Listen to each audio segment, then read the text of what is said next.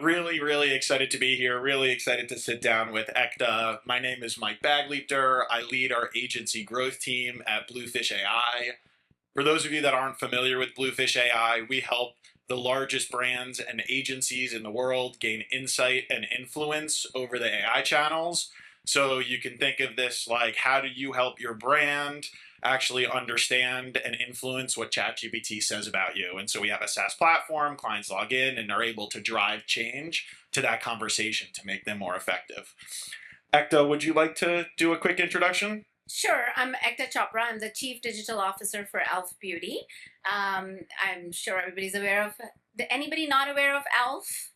No? Okay. We're a beauty brand, house of five brands. We recently acquired Rode as well. So super excited to be here talking about AI. Thank you so much. Ekta, you've been at E.L.F for 10 years, and that's a lifetime in digital. So, what's kept you there that long? How have you kind of stayed with the change and weathered so much fast growth within that organization? I always tell people that I've done four MBAs at E.L.F. Public company went 2016, then we saw COVID and the tariffs and just immense growth, 26 consecutive growth quarters. So it's super exciting. And one thing that I would say, of course, I'm very curious and always learning by nature, but E.L.F is a company that allows you to do that. And they believe in technology, and I get to sort of be part of eyes, lips, face first. We want to do things that nobody else is doing, do them in as disruptive way as possible. So over the time, what I've learned is that E.L.F, it's a constant change. And in order to thrive there, you have to bring your whole self with curiosity and the ability to test and learn at all times. That's really great. I mean, understanding that growth and what drives that growth is like pretty helpful for a lot of people here. Can you help us understand from the digital perspective how you helped kind of increase that growth over the 10 years to build E.L.F to what it is today, which is this huge, amazing business? I think the one thing that once again goes to the company culture, we don't have a lot of red tape. When we think we want to do something, we were the first to be on TikTok. And the reason for that was, our community gave us a signal. They said, we want you there. We didn't know what TikTok was at that time. We went with an agency called Movers and Shakers. They knew what TikTok was. We did a test and learn, and fast forward, we did their first most viral, campaign. So for us, it's always about being where our community is. It's centered around that. And because our community is Gen Z, Gen Alpha, usually they're in places and spaces that are fairly new, including ChatGPT and how things are being, shopped there as well. So we like to stay where our community is and be there in the whole self that we can be. Yeah, it's incredibly difficult for organizations to do that as they continue to scale. And so as I think about being able to kind of like remove the barriers to be able to grow at that pace, I've seen so many organizations really struggle to do that. How has E.L.F been able to do that? You mentioned being able to kind of be early on TikTok, obviously leaning on your agencies, but even just getting approvals internally to go and run and do that kind of thing in a big company is difficult. Yeah. I think that once again, you have to have a special culture. E.L.F has Yeah. a very special culture. It allows for that freedom. Yeah. We call it minimum viable control. And the whole concept is you have leaders. You brought them in with their subject matter expertise and what they can do. And we want them to run and do that without a lot of barriers. So I think it's the E.L.F culture is that it is very unique, I would say. Yeah. It's clear that you love what you do. I do. I really love it. Yeah. Why? It's just, it keeps me at this pace of change that is growing so fast. Like, I, wanted to learn about TikTok. Now I have 31,000 followers on TikTok. I wanted to get on Substack, and I was able to do it this year with the help of AI, to like start writing about AI and how it impacts, organizations and boards and how they should think about it. So for me, it's constant learning is in my DNA. And that's what and E.L.F allows me to do that. Yeah. I feel very much the same way. This kind of concept of constant learning for me, the ability to dig into the space, dig into AI, it's really fascinating on how quickly things are changing. So within AI, so you mentioned it, like where are the areas that you're focusing across the business? I know the scope of your work is fairly broad, both internal as well as owning commerce. So how are you kind of applying AI and how are you thinking about applying it within the future? Yeah. I mean, I think enterprise AI is a huge bucket. So, how it's helping your employees. We launched our internal AI products 2 weeks into ChatGPT being launched. And the whole reason for that was, what is it? What is it going to do? What can it do? And we launched a product on AWS called Elfluencer that helps us answer all our social comments. But human is always in the loop. So it was to help our community, essentially. We were only answering 40% of the comments in the past. Now we're answering near 90% plus. And that's with the help of AI. So I think it showed us that, there's power there, and now we're exploring in so many different ways. But one work stream that is really important if you're a brand in the room, if you are not showing up in ChatGPT as the authority, then you can rest assured you will not be relevant anymore. So that is where search has changed completely with AEO and GEO. And I know you know that as an expert here, but as a brand, we found out by testing and learning. And very quickly in the past, I would say 6 months, we've been able to accelerate how we show up as an authority in ChatGPT, Perplexity, and Google. So I would say that's like one thing. If you have one takeaway, make sure your teams are working on your content being searchable in AI. That's like really fascinating. There's a couple of aspects there I kind of want to dig in if that's okay. Yeah. One is, what are the indicators that you looked at that said, oh, this is something we really need to invest in? I have a lot of conversations where there's still some marketers that aren't sold yet on the importance of this category. Mm-hmm. And so it'd be great to understand, like, what did you see within the data that you have available Yeah. that said, oh, this is an area I know I need to go deep on. Yeah. And then when you talk about driving that influence and driving that change, how have you done that? Like, what are some of the things that you've done to do that work? I mean, it's no different, right? Like you look at if you're running media, you look at where are your consumers coming from. A lot of this traffic is also coming from these AI platforms. That's the number one indicator. And I can guarantee you, if you start focusing on that, you'll see that you've started seeing the acceleration. Even during the holidays, where did everybody go to do the research? And then Shopify launched their, shop capability within OpenAI, right? So all of a sudden, from just research, you can buy it. You have taken out complete with a conversation. You can find out what product is right for you with a click of a button, frictionless, just buy. So if you think about it as an investment, you've already lost the point of this. This is another channel that's emerging. You have to be there. And very soon it will become the channel for Gen Z and Gen Alpha. So data was there to tell us that we have to put a team together to do this. We did the initial analysis, and that told us, hey, 80% of our catalog is showing up great, but there's 20% that's not. So we put a team to it. There's a Tiger team who's working on the content. They're working on what needs to be updated. And it's a priority for us. So for us, it's just like, hey, this is a channel that's emerging. We want to show up right, and we want to be the authority. So nothing should get in our way. Yeah, I think that's like really incredible insight and really helpful to understand. The big indicator for me was when my dad called me and told me that ChatGPT was amazing. And I said, at 75, if you're thinking ChatGPT is amazing, then this is really something that's going to stick around. And so it's clearly a big indicator of how we're now driving and making. And I want to make sure it's not just about ChatGPT. It's like Perplexity, Google AI. Google is still the place people go for searching right now, I would say, but where they, it's starting to sort of pivot. So I would recommend treat it like a channel that you want to grow and foster, essentially, and take the right measures. It's just that your content shows up differently. It has to be structured differently. An average search is 5 words. An average search in ChatGPT is 23 words. because you are able to ask it a question, you're able to have a conversation. So imagine what that does to the conversation. And every individual is different. Their skin concerns, their, whatever they're buying, their preferences are different. So imagine the number of content pages and content that you need.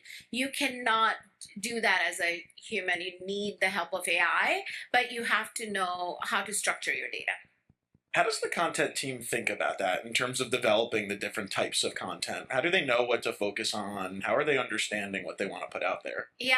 So I think the number one source that ChatGPT got trained on was Reddit. That is the number one source. That's where your communities are going, asking questions and so forth. So I think your SEO teams traditionally now transitioning into AEO, GEO, first of all, have to understand what are your sort of customers concerned about? What questions are they asking? What do they know about the product? That's your pool of things that you have to build the content against, right? Because if ChatGPT is going to Reddit and getting these things, then you have to make sure that your content is answering those questions. So that is really, really important, is first know where your community is, what type of questions are they asking. That will give you the indication of the type of content that you need to build. And then it's the structure of how it needs to show up on the LLMs. Yeah, I think that's a really great point. The fragmentation of how consumers engage with an AI in their shopping journeys is kind of key to, I think, an area where Bluefish continues to differentiate. So we're hooked up with ChatGPT, with Google AI Overviews, with Meta for social, with Perplexity for the hybrid LLMs, with DeepSeek for overseas and international. And so the whole idea is to meet consumers where they are, understand what the LLMs are speaking to those consumers about, and really getting those insights to drive change in the conversation. Yeah, and I will tell a funny story. I'm hiring for a head of data and AI. If anybody's interested, please reach out to me. That's number one. When I was interviewing one of the candidates, and she's like, "Oh my God, Bluefish," and I'm not a customer of Bluefish, so, and I'm Not yet. not yet. They're trying to get me, but we basically, she said, when they started looking at it, it's a big sort of a beauty brand. They said when they started looking at this probably 6 months before us, because they have big teams, the first platform that was able to get their content ready was Bluefish. So not endorsing it, but what I'm saying is you need some sort of a platform that's going to allow you to understand what your community is asking, knowing what content to be built, and then prioritizing it for your teams, whether it's through AI, if you have like platforms like Writer or Gemini or wherever you're writing this content, you have to be able to sort of prioritize what to write for. Yeah, so you totally teed me up there, Ekta, so thank you so much. I did. So an area where we really specialize is understanding really in granular detail what the LLMs are saying about your brand and your products. That is correct. So not just your brand overall, but the individual products, and then how consumers are understanding the content from ChatGPT, from Google AI Overviews, what the LLMs are prioritizing when speaking to those consumers, to provide to provide guidance rather on the types of content that you should be publishing. Exactly. One thing I will just add is there's AEO, right? So it's like how you show up on these platforms. GEO is how it's that content then is being used for generating the answers or the things that the consumers will see, right? So if you think about it, if you're not the authority and I as E.L.F show up as something that maybe is not akin to my brand, or it's negative, or it's not the right thing, maybe it's not 100% this or that ingredient, you are going to lose the trust of the consumer. So at the end of the day, if you're not the authority, how your brand shows up could be based on information that's not valid. So that is why this is so important, is that one takeaway you should have here is Search your brand. Just go to ChatGPT and see what shows up. Search a product. Are you the first one to show up? Is it linking back to your site or your social platform or something? And is the information correct or not? If you have to do that for all your products manually, that's a nightmare. So you do need a platform or a partner that allows you to do that. So there's actually a lot of fear in the space about kind of the growth of AI search and AI commerce, right? And how you've actually lost some sense of control over your brand story. Do you think that fear is like founded? Do you think there's like validity in that fear? I mean, I think any new technology brings fears and opportunities, and there's a lot of noise here. Anybody who was not AI is now AI. Everybody's selling themselves as an AI, you know? So I do think there's a lot of noise, and you, as a brand or a practitioner, have to understand, you know, where to focus on. And it is, you know, testing and learning, trusted partners. And actually, one thing that I've started doing with a lot of the vendors that I work with is I'm not going to pay for this. Show me. Show me the prototype. Show me how it's going to plug in here and actually show me how it's going to work because I'm learning. Nobody knows this 100%. So I think pushing your vendors to also, a lot of vendors in this room probably, like, show a pilot. Like, it is so important in the customer's environment to be able to kind of, you know, make sure whatever they're saying, it actually does work. Yeah, that's really helpful to understand. Um, AI obviously has become this very important topic for marketers to look into, but there's retail media, there's programmatic, there's traditional search. How would AI rank in terms of your brain space currently? Like, are you putting it at the top of your list? Are there other things at the top of your list that you're prioritizing? How are you thinking about that? So last year, if you asked me, top of my list was SAP because we were going through this notorious implementation of 2 years. That's hard. And we launched it with zero disruption. So I'm so proud of our teams at E.L.F. But I would say parallel path if it was taking 30% of my mind space because it has to, I have to be ready. Now it's taking 80% of my mind space. It is because there is so much opportunity. We have tested at least 20 use cases. We have actual use cases in production that are helping our teams. All our AEO, SEO work is on a path. We're not even nearly done, but we are learning every single day the power of what it brings. So if you think about your signals and, you know, things that you get from social channels and what people are buying to that is your signals. Then you have data, which is knowledge. You learn about, okay, how am I going to address this? AI is the power of execution. And that is so important, but it cannot be done without the conductors, which are your employees, giving them a feel for this is not something that's going to take away your job. It's going to make your job easy. So dive right in. And I think that's really important. Maybe this is a silly question, but are we in an AI bubble? I'm not an expert to say that if we are not. I just know I'm a practitioner and I want to make sure that everybody at E.L.F. is a context engineer, a prompt engineer, and they're not going to be fearful of this because I think it's going to bring meaningful values to businesses. One thing I will say, and a lot of people probably saw the study on, I don't know how many, 80% of AI projects fail. And agentic, and the keyword is agentic. When you use just AI tools for yourself, it is freaking productive.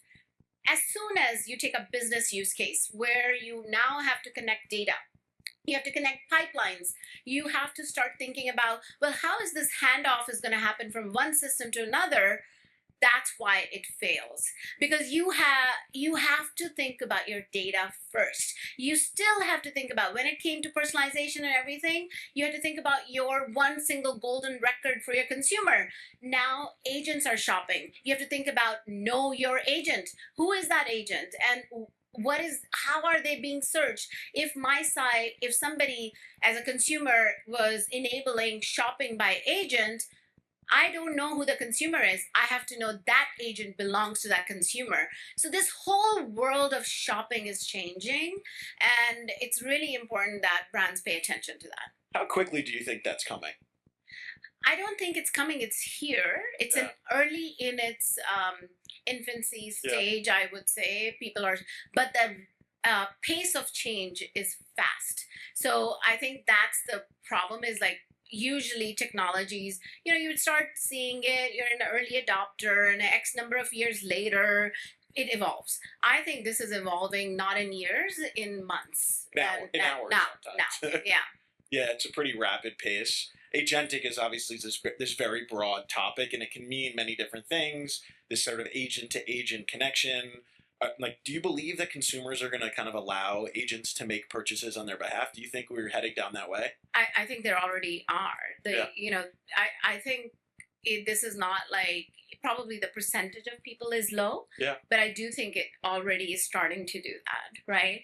Amazon launched Rufus, which I love, by the way. It has made my life easy from a shopping perspective. So and Walmart launched Sparky, right? So like these are agents that are going to start sort of, it's a real thing. It's not I'm dreaming about it. It's a real thing. Yeah. I guess to your early point, do you think there's a place for humans in that process? You were talking about kind of the technology that you implemented on your side in terms of responding to your customers and how you're able to increase that, but you still keep a human in that process. 100%. For E.L.F, our stance is human is always in the loop. And that is very, very important. I am so productive. Go look at our investor deck. We're very productive by employee. It's because we're very lean.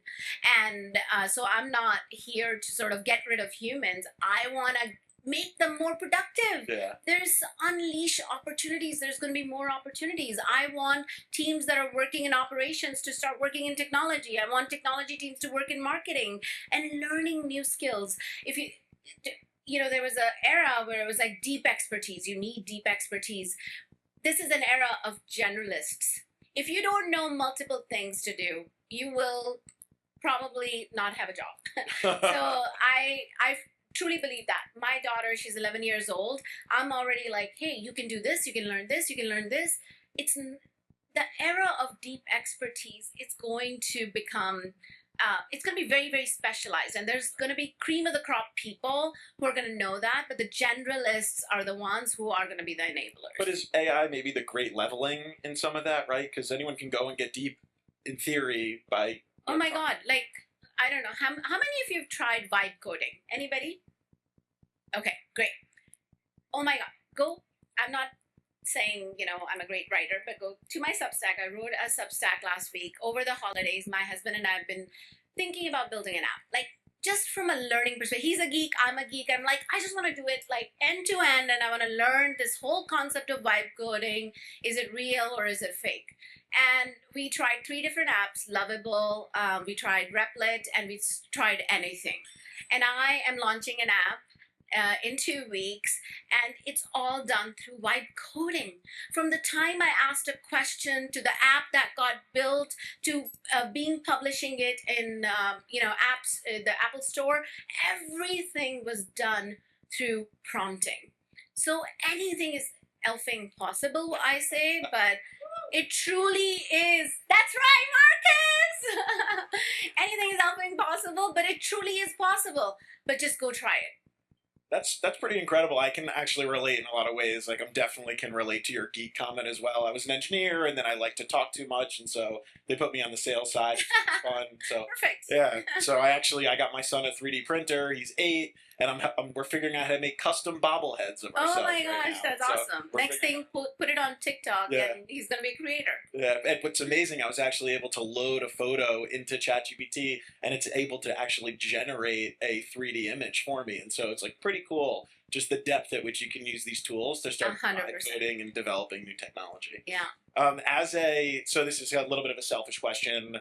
As a sales leader at an emerging technology company in a very rapidly growing space, someone that's talking to other marketers, what advice do you have for someone like me or another technology vendor in the space on how best to partner, how to be good, add value for the work that you're doing? Yeah, I think frankly, there's so much noise. The same vendors, they're coming up again and again, right? Like for one thing, there's 50 new vendors. There's last year there was 40,000 new startup concepts in Silicon Valley. 40,000 for similar things. So I think to sift through that noise, I would recommend that you guys actually don't talk about it, show it. And I think that's really, really important is take their feeds, actually show it to them how easy it is versus, hey, here's a pitch deck, you know? So for me, I've set aside a half a day where I do nothing, but I invite vendors to just show me their product. Don't bullshit me, but show me the product, right? And I think that's really important is the even how you go in front of the decision makers. It has to be very ready, and you have to be able to show. Yeah. Well, I just love that concept of blocking off time to just talk to vendors. I led data partnerships at AppNexus in 2014 and 15 when cookie data was new, and I got to talk to every data company in the space. It was just like fascinating talking to all the people about things that they do. It's pretty fun. Yeah. Yeah. Yeah. And so back to your point about making time, how are you next Tuesday at 2? Just kidding. Let me look Seriously, at the thank you so much. This was such a great conversation. Thank I you. really Thank appreciated the time. Appreciate it. Thank you.